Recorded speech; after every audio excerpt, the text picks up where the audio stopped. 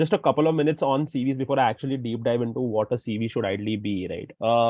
Look, so a CV is now, once the cover letter has been read, the CV is the attachment that they normally click on to open and see whether there's any sense in terms of, what exactly you are talking about. They want to understand and see what you've said. They want to like get further information, and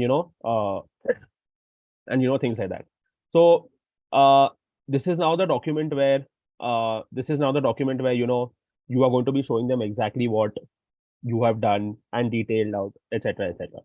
So a few things, there is no fixed now. I'm sure you're like, at least a lot of internship and recruitment cells in different law schools have adopted a certain kind of format in terms of in CVs being in a certain format, etc.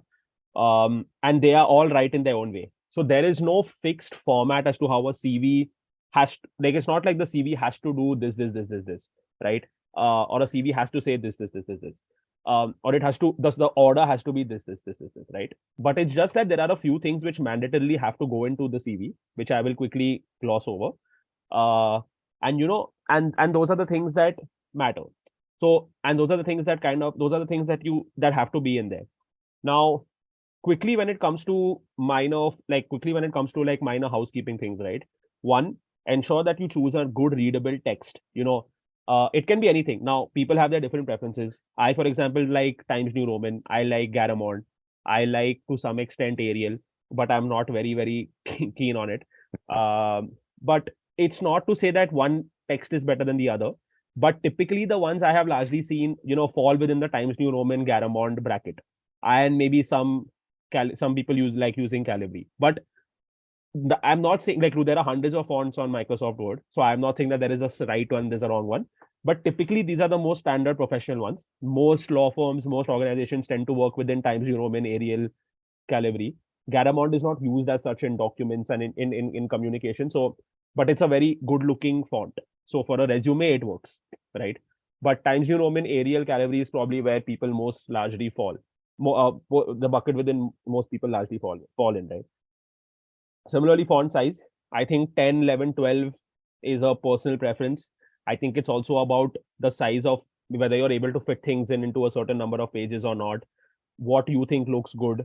But the most important thing is to maintain consistency. You can't have page 1 of your CV in Times New Roman and page 2 and 3 in Arial, right? And vice versa. And you ideally, except if you're using it to make headings in a table or something, shouldn't have a different font size in your resume. So you shouldn't have Times New Roman 10 on the first page and then switch to Times New Roman 12 on page 2, right? I don't think that's a strict no, actually, because it looks, you can clearly tell the difference, and it looks like someone who has not spent enough time in ensuring that their CV is in good shape, right? So consistency is important. What font size, what font exactly you use is a matter of personal preference.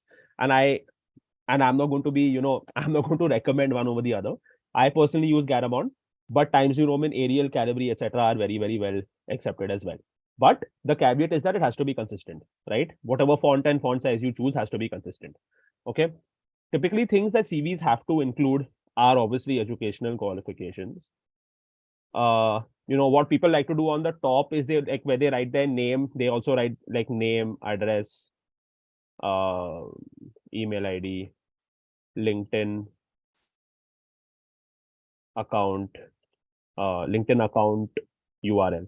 Now, this is something I'm seeing nowadays in more and more resumes. It's not a mandatory thing, honestly. I don't do it for my CV personally. And obviously, sometimes also people like to put a photo. Again, photo is something I am seeing nowadays in a few CVs. I personally don't do it for myself. Maybe because I haven't taken a good passport photo in a while, but also because I think it's not really a mandatory thing, right? So and the LinkedIn account URL as well. But LinkedIn now is being used very, very commonly amongst working professionals, and it's just a good layer. It's just a good it's a good way of sort of telling people a little bit about yourself in case they're interested. So LinkedIn account URL is something I am personally considering adding to my resume. I don't have it yet, but in my resume, but it's something I may eventually get to. Right. So if you all are interested and you all want to add it, by all means, go ahead. I don't see an issue with it. It's just a matter of how you space it, how it needs to look, etc., etc. So right? So this is the introduction. You'll obviously have your education qualifications where you will add your 10th grade, 12th grade, and your current law school marks. If you're a law student, let's say you're a fourth year law student, you will write up to your fourth year what your aggregate CGPA or your percentage is. Okay, aggregate of marks up to date. And similarly, then if you have, sorry, let me just, yeah. If you've done additional certificate courses, diploma courses, you can put that in also along with the relevant percentage that you've got there. Okay. There is no, now, when it comes to portraying this information, as I said, there is no fixed right way of doing things. I personally like using tables because I think tables end up saving you space, and it's also easier to tell more things when you're using a table. So you can have an education qualifications as the heading, and you can have a table which says, grade, university, percentage / marks, and year of passing, and you can just fill it in for 10th, 12th. Like you start in a particular order. So think of so your CV has to be in some order, okay, in the sense that when you are talking about education qualifications, you can't do law school 10th, 12th.